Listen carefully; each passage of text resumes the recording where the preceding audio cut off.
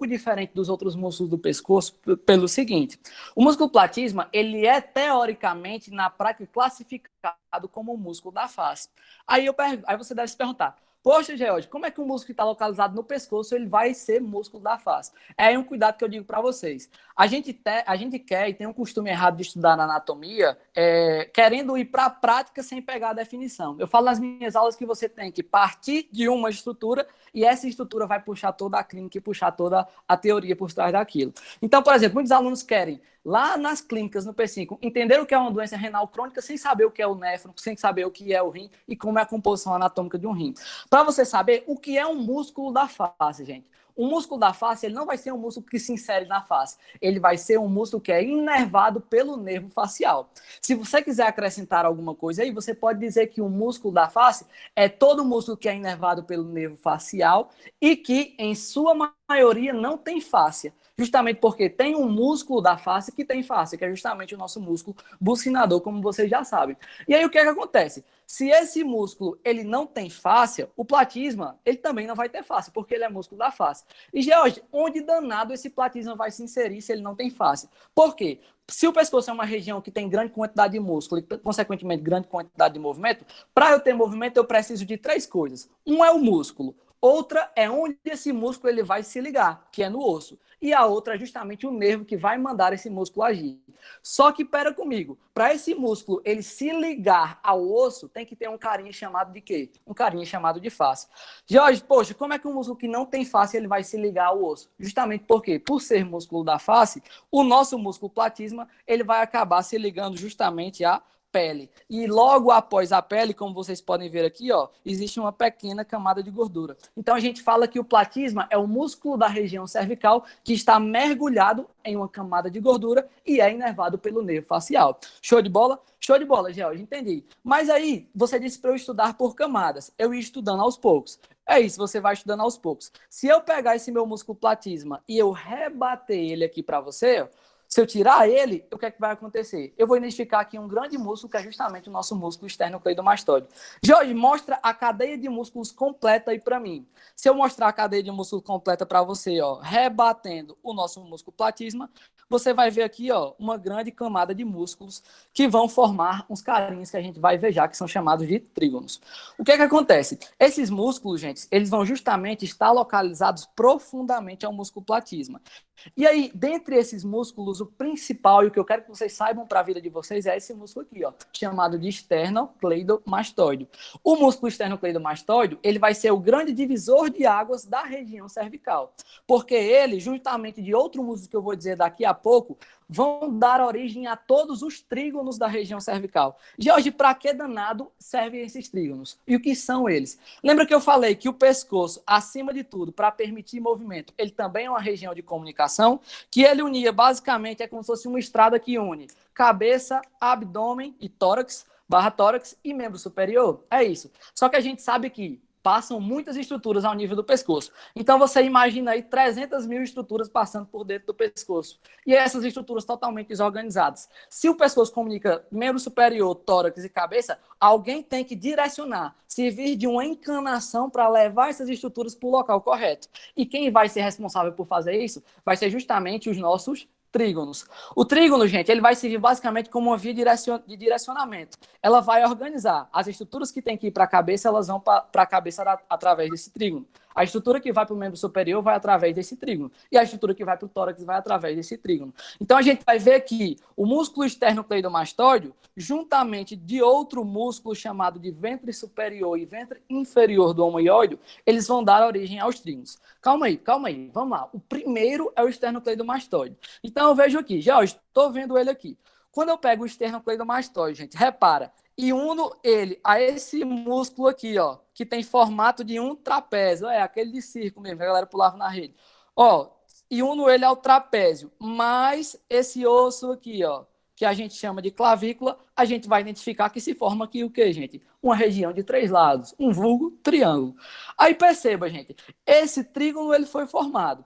Só que quando eu uno a região de toda a margem e todo o ângulo da mandíbula, mais o próprio plano mediano, que eu vou aqui mais ou menos identificar como se fosse esse músculo, eu vou identificar que quando eu somo o esternocleidomastoide, toda a região do ângulo da mandíbula, mais alguns músculos aqui que eu chamo de digástrico na região posterior, mais o próprio plano mediano, ou seja, a região do meio do corpo do indivíduo, vai se formar agora aqui, ó, um outro trígono. Então eu digo que o nosso esternocleidomastóide, ele vai ser o grande músculo, decora isso, o grande músculo responsável por dividir o pescoço em dois triângulos. Um triângulo, gente, que em anatomia está localizado mais para frente, que a gente chama de anterior, e um triângulo que está mais atrás daquele primeiro triângulo, que a gente vai chamar de um triângulo posterior. Show de bola, George, mas está fácil demais, não são só esses dois, não. Mas se você seguir o que eu disse, você vai se ligar. Lembra, você pega, escolhe uma estrutura para chamar de sua e você traz o resto. O resto, só se for, o resto é no abdômen. Ó, o que acontece? Você escolheu o esternocleidomastoide para formar dois grandes trígonos, um anterior e o posterior. Agora escolha aquele outro músculo que eu falei, que é o ventre inferior e o ventre superior do homoióide, que vai ser esse aqui, ó. Ops. Que vai ser, ó, esse e esse daqui de cima. Jorge, por que é homoióide? Porque, galera, ó, esse ossinho aqui, ó, localizado na região do pescoço, ela é chamado de osso ióide. E homo vem de onde, George? Essa tal dessa clavícula, antigamente ela era chamada de omoplata. Então, o músculo que sai da clavícula, da omoplata, e se direciona até o ocioide, ele vai ser chamado de quê? De homoióide. Um na parte inferior, o ventre inferior, e outro na parte superior, o ventre superior. George, então quer dizer que esse vai ser o segundo cara importante para eu decorar trígono no pescoço. É sim, porque perceba, quando eu passei o ventre inferior do homoióide nesse trígono mais posterior, ele dividiu o grande trígono posterior em dois trígonos menores, que quando a gente subtrai, quando a gente diminui, a gente chama de subtrígono. Então a gente vê que o ventre inferior do homoióide dividiu o trígonozão posterior em um pequeno trígonozinho. Um que está acima da clavícula, aí você vai adivinhar, está acima da clavícula, ele vai ser chamado de quê? De trígono supraclavicular. Eu gosto de falar assim, você vai chamar trígono, esse grande e esse grande. Os outros você vai chamar de subtrígono. Então vai ter aqui o subtrígono supraclavicular e um subtrígono localizado próximo a essa região. Onde essa região a gente tem no crânio um osso chamado de osso occipital. Então a gente vai ter que o ventre inferior do homoióide divide o trígono posterior em um subtrígono supraclavicular e um subtrígono occipital. Show de bola, Jorge. Então aqui na parte do trígono anterior vai ser fácil demais. O ventre superior do homoióide vai dividir da mesma forma. Só que agora ele vai dividir agora em 4 subtrígonos. Se liga. Quando eu pego, gente, ó, o nosso ventre superior do homoióide, vai se ligando. Quando eu pego o meu músculo esternocleidomastóide e quando eu pego, ó, esse ventre posterior desse pequeno músculo aqui, ó, que está marcado em azul que eu estou passando, chamado de músculo digástrico, a gente forma aqui um trígono. Mas, Jorge, por que é chamado de músculo digástrico? Porque, gente, ó, ele tem um ventre posterior e um ventre o quê, ó? Anterior. 2 ventres de gástrico é o quê? Gástrico vem do grego carne, tá certo? Então eu tenho 2 carnes, uma anterior e uma posterior. Eu tenho um músculo digástrico, que vai dar origem aqui a um subtrígono denominado de quê? De subtrígono carótico, tá certo? Justamente porque aqui vai passar a principal artéria da nossa cabeça, denominada de artéria carótida comum. Show de bola? Jorge, pois continue. Quando eu continuo aqui, ó, com o meu ventre posterior do músculo digástrico, mais o ventre inferior, ou ventre anterior do músculo digástrico, unindo com a minha própria mandíbula, eu vou identificar que abaixo da mandíbula a gente tem uma região que é sub. Então eu tenho um subtrígono que está abaixo da mandíbula. Eu tenho um subtrígono submandibular. Show de bola?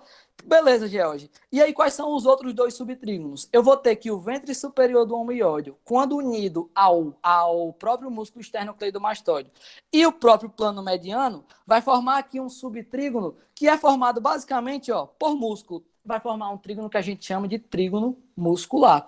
E para finalizar, o ventre anterior do músculo digástrico, ó, olha como ele é a continuação. O ventre anterior do músculo digástrico, mais o próprio plano mediano delimitado por essa RAF aqui. Estão vendo? Unido a toda essa região da mandíbula, a gente vai ter que Essa região da mandíbula é chamada de mento. O que está abaixo do mento vai ser, consequentemente, o quê? Submentual. Então, a gente vê que aqui vai existir um trígono que a gente chama de trígono submentual. Mas, Jorge, por que você está falando de todos esses trígonos para mim? Porque, dentre todos os trígonos, um vai se destacar aqui para a nossa aula. E o que vai se destacar vai ser justamente o nosso trígono o quê? Muscular. Por que, Jorge, que ele vai se destacar? Justamente porque os músculos da região do pescoço, eles estão relacionados à proteção e movimentação. Se os outros trígonos passam várias estruturas que eu não vou falar aqui, mas que a gente pode até falar, trígono supraclavicular, passa o plexo braquial, que ele vai falar na aula de hoje. Por que você vai falar justamente dele, se só tem músculo? Porque o músculo está no pescoço para proteger. Então, consequentemente, você vai ver que esses músculos vão proteger todas as estruturas vitais que estão localizadas ao nível de pescoço. E todas as estruturas vitais que estão localizadas ao nível de pescoço vai ser justamente a nossa laringe, a nossa traqueia, a nossa tireoide, que a gente vai ver a partir de agora. Show de bola? Show de bola, Jorge. Estou entendendo demais. E, gente, fiquem à vontade para vocês falarem no áudio aí, tirar qualquer dúvida, pedir para repetir, alguma coisa do tipo. Show de bola? Pois massa, galera. E como eu ia falando, ó, a gente vê que esses trígonos, o trígono muscular localizado aqui, ó, ele vai proteger todas as estruturas vitais do pescoço, que são justamente essas estruturas. George, você falou para eu estudar com camadas, não é isso? Então, posso estudar o pescoço como 3 camadas, uma camada bem superficial, formada pelo meu músculo platisma, que eu vou pegar e vou tirar ele agora, uma camada mais profunda, que vai ter vários trígonos, tendo como principal componente o músculo esternocleidomastoide, e, por último, uma camada visceral, formada por 2 estruturas principais. Eu gosto de dizer que a gente tem 2 vias aqui. Uma via relacionada à respiração e uma via relacionada à digestão. Porque o que acontece, gente? Para entrar em contato com uma região do tórax, a gente tem 2 estruturas, nariz e boca ao nível da cabeça. E aí a boca serve para passar o bolo alimentar, sofrer digestão mecânica, como vocês vão ver lá, já viram na fisiologia. Então percebam o seguinte, o bolo alimentar, ele vai descer para essa região que eu vou denominar como faringe, e na faringe ele vai ser direcionado ou para a laringe ou para o esôfago. A gente sabe que a continuação do bolo alimentar é ir para o trato gastrointestinal, consequentemente o nosso bolo alimentar ele é mandado para esse carinha aqui, que a gente vai chamar de esôfago, o qual é contínuo lá embaixo com o nosso estômago, ó, que está localizado bem aqui. Show de bola? Show de bola, Jorge, entendi isso. E aí o ar que vem pela cavidade nasal e também, se a criança, principalmente criança, for um respirador bucal, o ar ele vai ser direcionado para a região da minha laringe. Show de bola? Show de bola, Jorge. Isso é o básico, isso eu entendo. Mas por que você está trazendo isso daqui para mim? Eu estou trazendo isso para vocês justamente para vocês entenderem o posicionamento da nossa glândula tireoide e o posicionamento das fáscias da região cervical. Como assim, gente? Vocês viram que o nosso músculo platisma, ele não tem fáscia. Mas, quando eu volto para essa imagem aqui do meu slide, ó, vocês conseguiam ver o seguinte, o músculo platisma, ó, ele está mergulhado numa camada de gordura, mas logo abaixo dele, ó, eu tenho uma grande quantidade de fáscia. Essas fáscias, gente, elas vão entrando através daqueles músculos e através daquelas vísceras da região cervical. Pense comigo, gente. A fáscia que está localizada na região do pescoço, ela vai ser denominada como fáscia cervical. Então, eu vou ter que vai existir uma grande fáscia que vai revestir todas essas estruturas, desde as estruturas musculares às estruturas mais internas. E aí eu quero que vocês identifiquem o seguinte. Lembra que eu falei para estudar o pescoço aprofundando por camadas. Então, a fáscia da região cervical, ela vai aprofundando, ela vai entrando. E aí a gente chega nessa imagem aqui, ó, que é uma imagem bem complicada que a galera se embanana logo. Jorge, o que diabo é isso aqui dessa imagem que mostra essas fáscias? Você vai ver que aqui a gente fez exatamente um corte nesse carinha aqui, ó.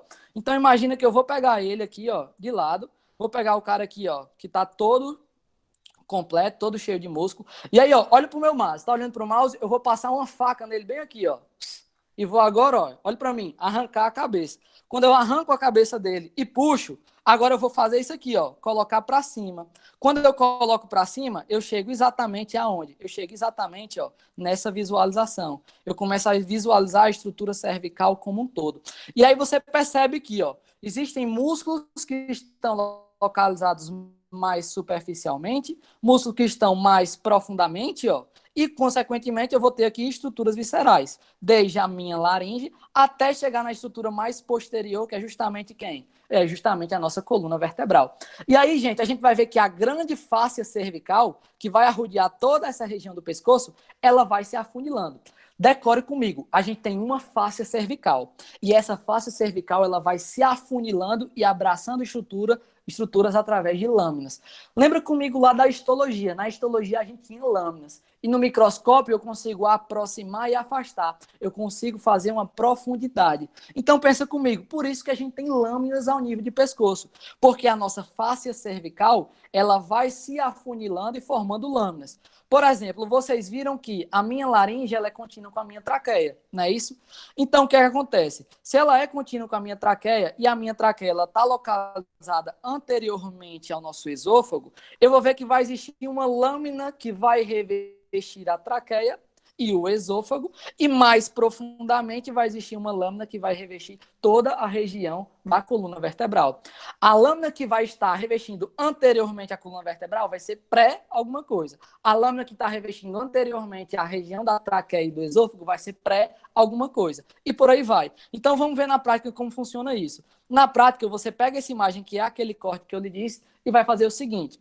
A gente vai identificar que o músculo platísmo ele não tem fáscia. Então, se essa é a região mais extrema do nosso pescoço, você vai identificar que essa regiãozinha marcada em escuro, marcada em preto, que não tem nada colorido cobrindo ela, vai ser justamente um músculo, que é um músculo... Caiu, foi? George parou de apresentar. Caiu, gente? Pois eu vou coisar aqui de novo, só um segundo.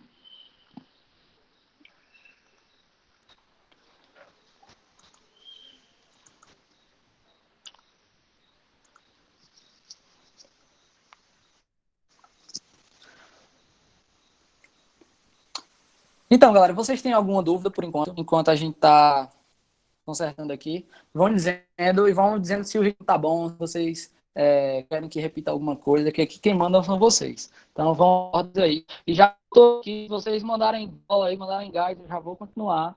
Digam aí, pode continuar ou não pode?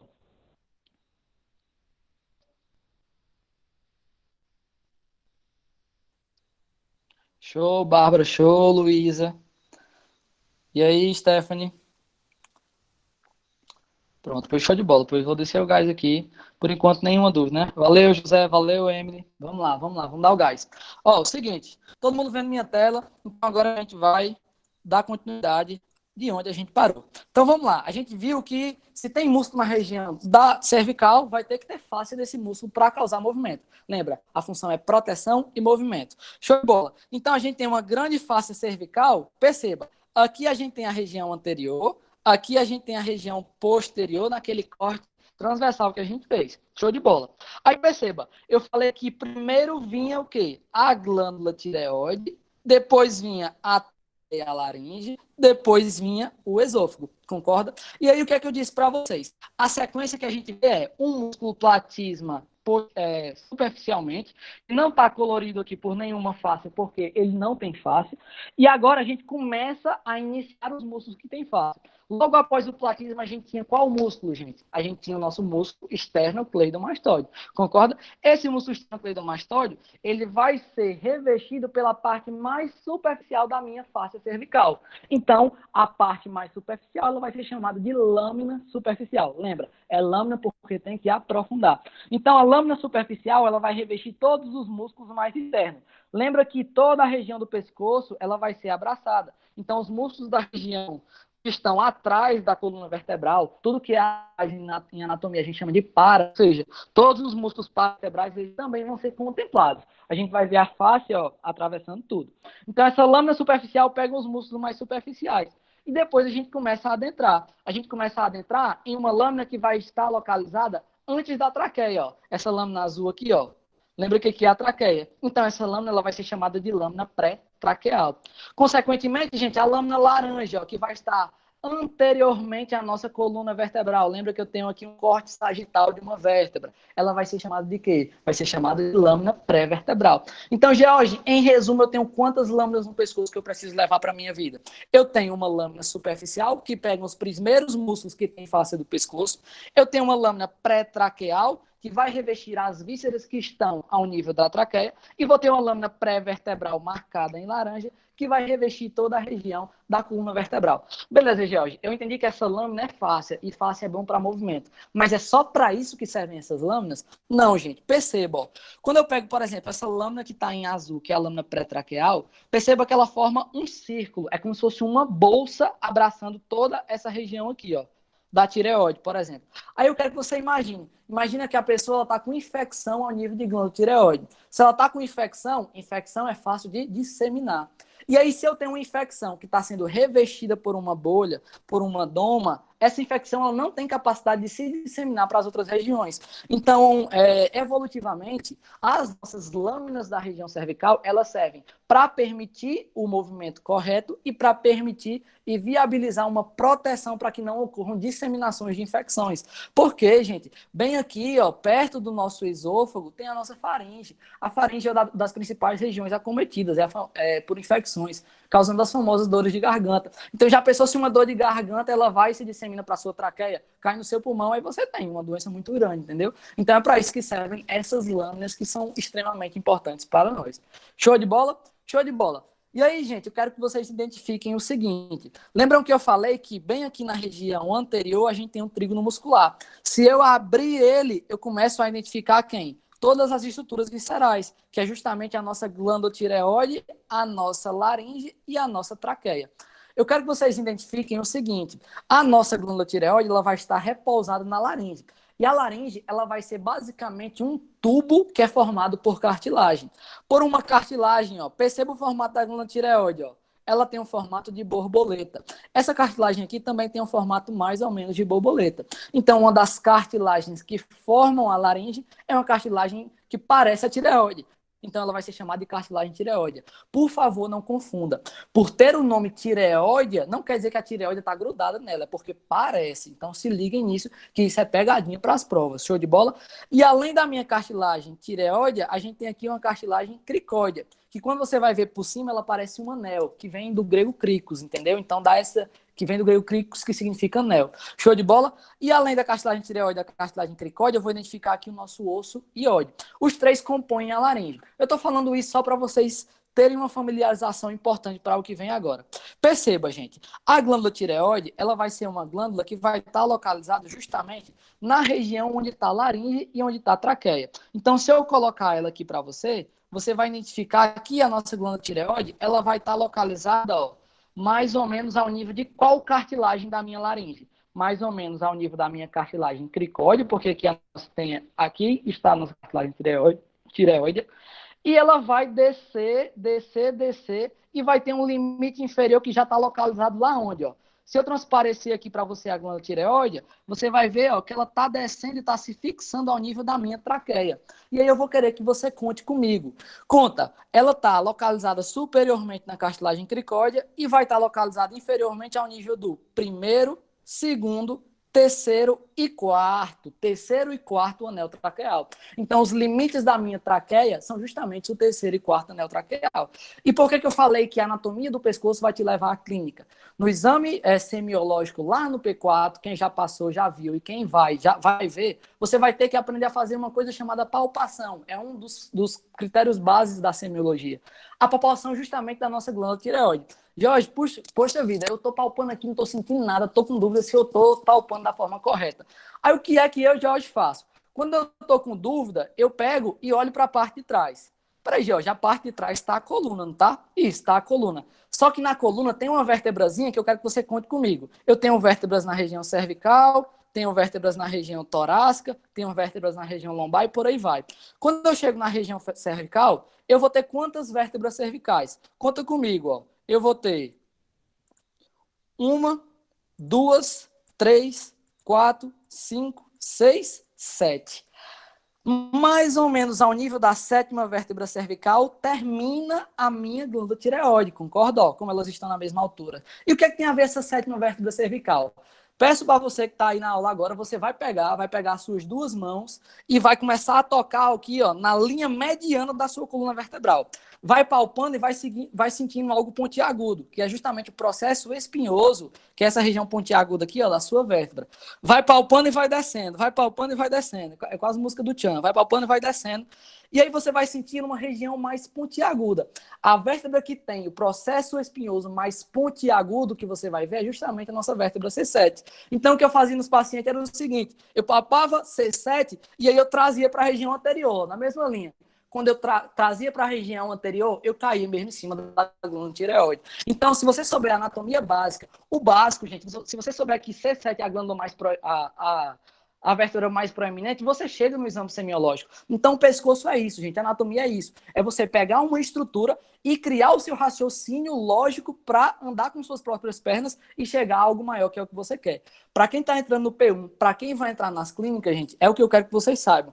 Saibam andar com as próprias pernas. Tipo, se libertem de transcrição. Não se libertem, mas saibam usufruir a transcrição da forma correta. Saibam usufruir o slide da forma correta. Você tem que ter metodologia de estudo, porque estudar bem não é estudar muito. Estudar bem é não ter que estudar, tá entendendo? Quanto menos você estudar, melhor. Ou seja, você tem que criar o raciocínio lógico, criar tudo isso baseado em ciência, em método de estudo, para conseguir realmente ter efeito, principalmente nas clínicas, que tem uma metodologia totalmente diferente. E para quem é do P1, lembre, quem vai entrar no P1, no vestibular você estava estudando para uma prova. Se eu pedir para você dizer a equação de não sei o que aí, você não vai lembrar. Agora você vai ter que estudar para a vida. Então foque naquilo que importa e não naquilo que você tem que decorar. Porque para anatomia você tem milhões de nomes para decorar. Show de bola? Então vamos lá, galera. Vamos dar continuidade. Beleza, George. Aí você estava falando aqui dessa glândula tireoide. Jorge, por que tem esse nome de glândula tireoide? Justamente porque a glândula tireoide, gente, ela tem um formato de escudo. Ó. Perceba que ela não é contínua na região posterior. Eu tirei toda a região da coluna vertebral e aí eu identifiquei que ela tem um formato de escudo. Tanto que vem do grego tírios. Tírios quer dizer proteger algo, quer dizer escudo, tá certo? E aí o que acontece? Essa glândula tireoide, que tem um formato de borboleta, ela vai ser a principal glândula componente de um sistema maior, que eu chamo justamente de sistema endócrino. O sistema endócrino é o sistema dos hormônios relacionados ao metabolismo. Quando eu penso na minha glândula tireoide, gente, a minha glândula tireoide, ela está responsável por fazer catabolismo, por fazer reação metabólica. Então a gente vai ver que ela é responsável por produzir três hormônios principais: o hormônio T3, o hormônio T4 e a calcitonina. T3 e T4 são os hormônios responsáveis pela atividade metabólica, ou seja, digestão, ciclo de sono, vigília, exercício físico, tudo que demanda energia. Enquanto que a calcitonina ela vai estar relacionada justamente ao quê? A um controle de deposição de cálcio, que a gente vai ver daqui a pouco. E eu quero que vocês identifiquem o seguinte: se o T3 e o T4 está relacionado ao controle metabólico, o que é que ele precisa para realizar o controle metabólico da forma correta?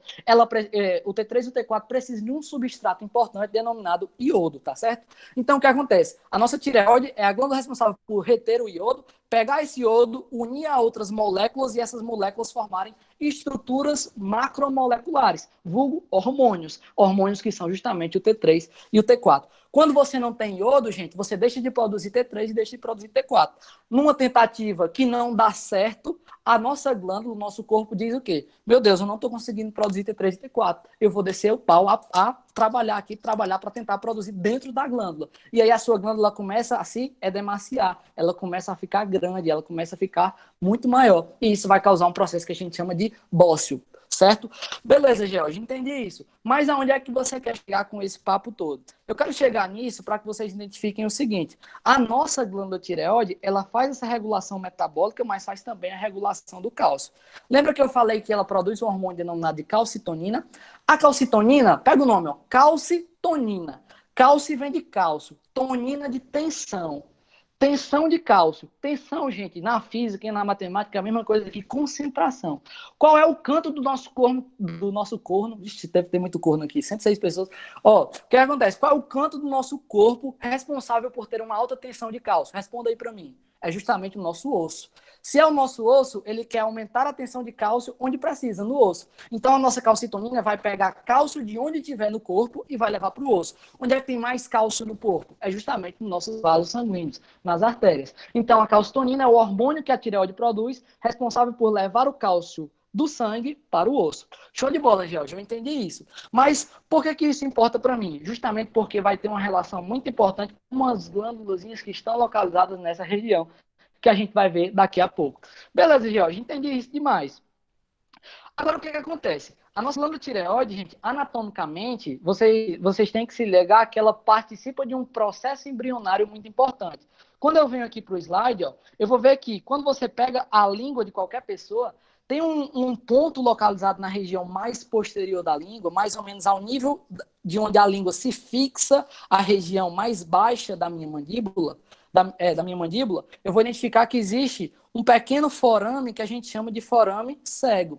Por que é chamado de forame cego? Forame em anatomia é justamente a região que comunica uma cavidade à outra. Se essa região é um buraco, já foi um forame, e ele se tampou, ele se torna um forame cego. Mas por que ele se tampou, gente? Justamente porque, mais ou menos ao nível da minha raiz da língua, mais ou menos ao nível do meu forame cego, lá por mais ou menos o terceiro mês e quarto mês de vida fetal, a criança ela começa a produzir tecido tireoidiano ao nível da língua. E quando ela vai lá para o nono mês, oitavo mês, sétimo mês, que ela vai precisar nascer, essa nossa glândula tireoide, ela começa a... Ela vai... Tá pegando aí, gente? Direitinho? Me falem, dê um ok rapidinho. Que caiu aqui no... onde eu tô tendo retorno. Show de bola, show de bola. Vitória falou, Bárbara, Pedro, show de bola. Então vamos lá, galera. Como eu ia falando, ó. Valeu, irmão. Ó, seguinte. Ao nível da minha raiz da língua tem esse forame cego. E ele surgiu porque lá tinha um buraco que se tampou. Esse buraco se tampou porque a nossa glândula tireoide, gente, eu falei para vocês que ela se localiza superiormente na minha cartilagem cricóide, inferiormente no meu terceiro e quarto anel traqueal. Mas ela nasceu e se formou ao nível do forame cego da língua. Então, ela tem que fazer um processo de descida, galera. Então, ela sai mais ou menos da região da língua no final do período fetal e se deposita ao nível daquela região que você já conhece. Então, saiba que a glândula tireoide ela é direcionada através de um ducto que sai da língua e vai para o canto que vai ficar a tireoide. Para vocês que são calouros e para você que não lembra, tudo em anatomia que envolva língua é chamada de glosso. Então, sempre que tiver glosso alguma coisa, aquela coisa está se fixando na língua. Então, eu vou ter um ducto que sai da língua e vai para a tireoide. Eu tenho um ducto que é tireoglosso. Show de bola? Massa demais, Jorge. Mas por que você está falando isso? Porque isso é muito determinante em 30% da população, segundo os estudos mais recentes, para a formação de uma grande parte da estrutura anatômica da nossa tireoide. A tireoide, gente, é a geografia. Por que a tireoide é a geografia? Porque os anatomistas decidiram colocar na tireoide nomes que fazem menção à geografia. Anatomicamente, a região da tireoide ela é dividida em duas partes principais. Uma parte esquerda e uma parte direita, unidas por uma região central. E essa região central onde eu estou passando o mouse, ela vai ser chamada de istmo. E o que danado é istmo? Istmo é qualquer e toda estrutura de terra que divide o mar, então o oceano, em duas faixas de águas diferentes. Então a gente vai ver que a nossa glândula tireoide, o istmo dela divide a glândula tireoide em uma parte direita e uma parte esquerda. Parte grandes em anatomia a gente chama de quê? De lobos. Show de bola? Esses lobos vão ser um lobo direito e vai ser também um lobo esquerdo. Tá certo? Show de bola. O que acontece? O lobo direito e o lobo esquerdo, eles são contínuos com regiões que estão localizadas acima. Na geografia, no globo terrestre, a gente tem polos, polo norte e polo sul. Ou a gente pode chamar de polo superior da glândula tireoide e polo inferior da glândula tireoide. Mas, George, o que é que essa anatomia básica tem a ver com a descida da glândula tireoide no período embrionário? Porque, galera, nesse processo de descida da glândula tireoide no processo embrionário, pode acontecer de que esse ducto tireoglosso, ele não pode ficar esse cano quando você nasce, ele desaparece, esse tecido embrionário vai embora. Só que em algumas pessoas fica um resquício desse tecido embrionário. E o resquício desse tecido embrionário vai formar justamente uma região que a gente vai chamar de lobo que parece uma pirâmide. Um lobo que a gente chama de lobo piramidal em 30% das pessoas. Show de bola? Show de bola, Jorge. Entendi isso muito bem. Mas, além dessa anatomia, por que você me atentou em relação àquelas glândulas que estavam lá atrás? As glândulas que estão lá atrás, elas são muito importantes, pois elas são chamadas de glândulas que estão atrás. Me diga aí, tudo que está atrás, que nem lá na coluna, ela é chamada de quê? De para. A glândula que está atrás da tireoide é chamada de quê? De glândula paratireoide. Então, a gente vai ver que no ser humano vão existir, normalmente, na maioria dos seres humanos, na maioria da nossa espécie, 4 glândulas paratireoides, que são glândulas em formatos de caroço de feijão. Mas isso pode chegar a 6, pode chegar a 8. O normal é de 4 a 6, mas tem pessoas que chegam a 8 glândulas paratireoides. E qual a importância dessa glândula paratireoide, Jorge? Ela está relacionada à produção de um hormônio chamado de parato-hormônio. O parato-hormônio ele também vai estar relacionado ao quê? À regulação do cálcio. Na tireoide, a gente tem uma regulação do cálcio feita pela calcitonina. No parato-hormônio, a gente tem na paratireoide, a gente tem uma regulação de cálcio feita pelo parato-hormônio. Se a calcitonina, lembra, calcitonina, tensão de cálcio, tem que ter tensão no osso. Ela pega a calcitonina, traz do sangue e joga para o osso, o parato-hormônio vai fazer o contrário, que é tirar do osso e jogar por sangue. A minha dica é o seguinte, decora a calcitonina, que o parato-hormônio é o contrário. Então você não vai se embananar querendo decorar o parato-hormônio. Se você decorar a calcitonina fazendo esse jogo da tensão que eu falei, você vai decorar. E aí, gente, isso aqui é um ponto muito crítico da nossa aula. Por quê? Porque se você for ver, galera, a nossa paratireoide, ela está justamente unida e totalmente fixada à nossa tireoide, não é isso? E aí a tireoide, gente, ela tem um tecidozinho que a gente chama de cápsula fibrosa, é como se fosse uma membrana que abraça a tireoide. A nossa paratireoide, ela vai justamente se repousar. Então imagina que o que eu estou marcando em azul é toda a cápsula fibrosa que está revestindo externamente a nossa tireoide. Essa paratireoide, ela repousa em cima. E aí o que é que acontece? Existem pessoas que passam por processo cancerígeno de glândula tireoide. Vão existir cistos ao nível de glândula tireoide. E esses cistos malignos, eles precisam ser retirados. Só que aí que tá. Muitas vezes é necessário fazer uma tireoidectomia radical, tireoidectomia total, que é a retirada total da glândula tireoide. E aí pensa comigo, meu Deus do céu, como é que eu vou tirar a minha glândula tireoide sem arrancar junto a paratireoide que está grudada lá? E aí é um processo crítico. Na cirurgia, como a gente vai ver agora no final da aula, o cirurgião de cabeça e pescoço, ele tem que separar toda a cápsula fibrosa existente entre uma e outra, para justamente repousar a paratireoide e deixar ela sozinha sem tireoide. Já hoje, essa pessoa que tira a tireoide não vai ter prejuízo, não? Vai não, porque tipo assim, ela não vai ter mais T3 e mais T4, nem vai ter uma boa regulação de cálcio pela calcitonina, mas ela pode tomar o hormônio exógeno, vai tomar o famoso Puran T4, ou pode tomar suplementação de vitamina D, suplementação de outros nutrientes, que aí vai depender de cada paciente. Show de bola? Show de bola, George. Mas digamos que o cirurgião não conseguiu salvar essa paratireoide e arrancou a paratireoide com tudo. Se arrancou a paratireoide com tudo, lembra que a paratireoide é a paratireoide é a glândula responsável por tirar o cálcio do osso e levar para o sangue. Se o seu sangue não tem cálcio, o sangue chega no músculo. Se o músculo não tem cálcio, ele não vai conseguir se contrair bem. E aí chega uma pergunta da aula que eu quero que vocês respondam aí no chat. Pensa comigo, se uma pessoa ela tem retirada da glândula paratireoide e eu não consigo mais trazer cálcio para o sangue, essa pessoa, ela vai ter um aumento da contração muscular ou ela vai ter uma diminuição da contração muscular? Contração muscular depende de cálcio, não é isso? Não vai ter mais cálcio no sangue. Vai ter um aumento da contração ou uma diminuição da contração? Me falem aí, por favor, vocês que estão no chat. Vão dizendo enquanto eu tomo uma aguinha.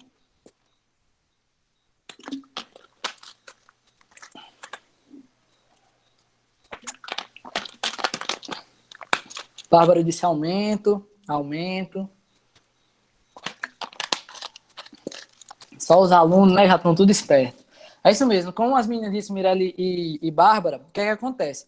Por mais que a gente pense que o processo de contração muscular, ele depende totalmente da quantidade de cálcio, mas a gente sabe que para ter movimento tem que ter nervo, né? O nosso sistema nervoso, quando você tem uma diminuição de cálcio a nível do sistema nervoso, ele fica hiperexcitado, é como se ele ficasse muito ativo. E aí o que acontece? Ele vai produzir uma contração muscular muito rígida ao nível do músculo. O músculo ele não vai ele vai conseguir se contrair, mas não vai conseguir se contrair bem. Ele vai ficar espasmado, ele vai ficar tetânico. Então a gente entra aí num processo chamado de tetania. A tetania é quando eu tenho diminuição do nível de cálcio, que consequentemente excita o sistema nervoso, e esse sistema nervoso vai bombardear o músculo para que ele fique em um processo de tetania. É o processo que acontece lá no botulismo, lá da lata, que é amassada, que vocês têm que ter cuidado em relação a isso.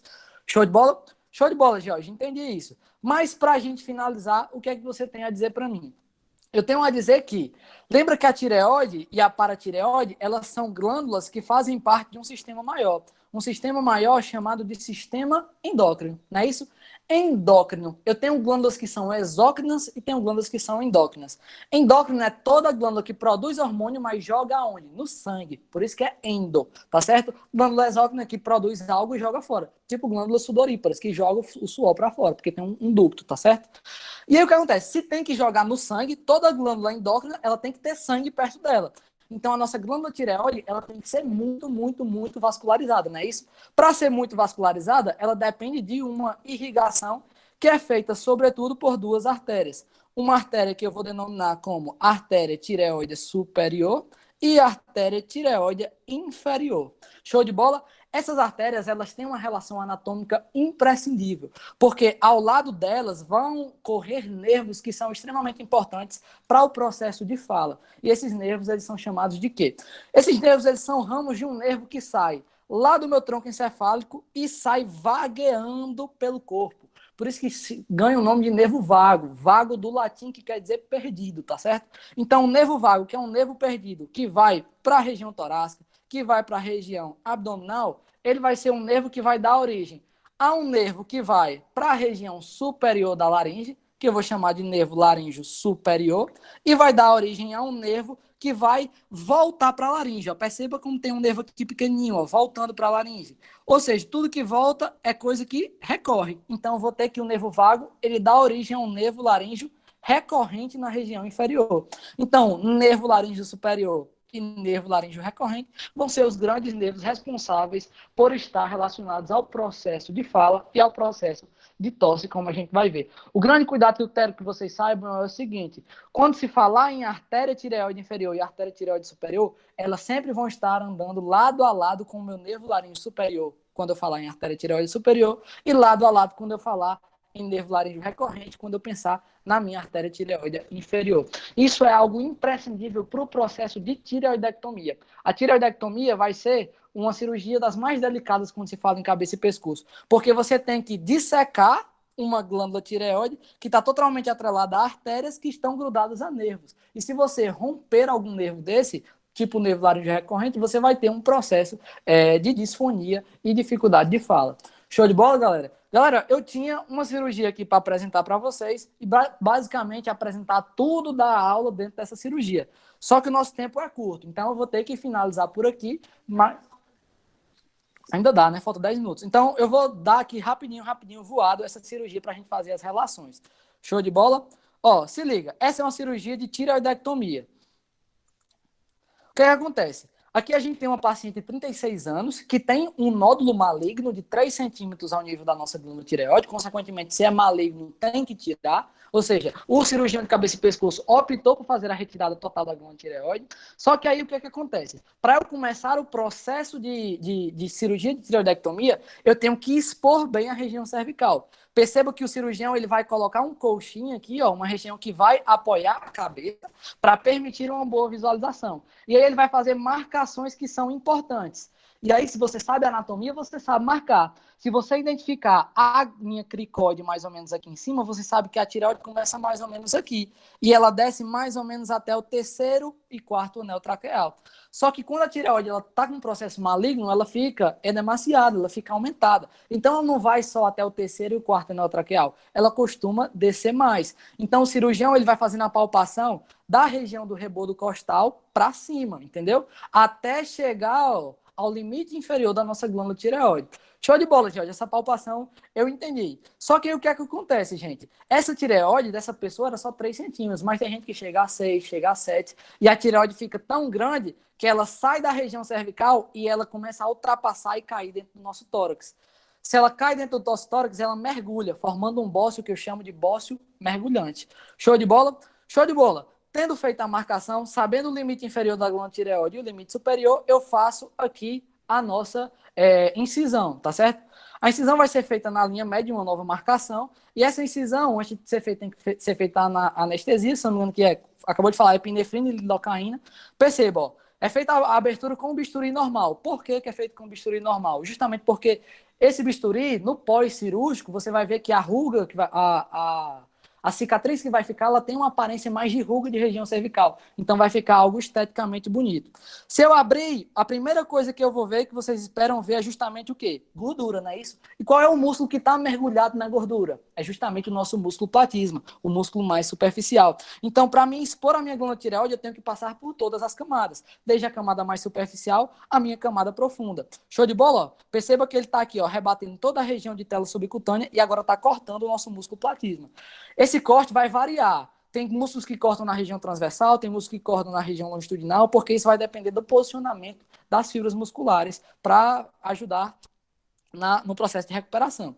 Show de bola? Ó. Aqui ele rebateu totalmente o músculo platismo com a gordura e agora ele vai expor toda a região de onde? Toda a região dos meus músculos pré-tireoidianos, que formam aquele trígono muscular. Perceba como está todo exposto, agora ele vai continuar a abrir. Show de bola?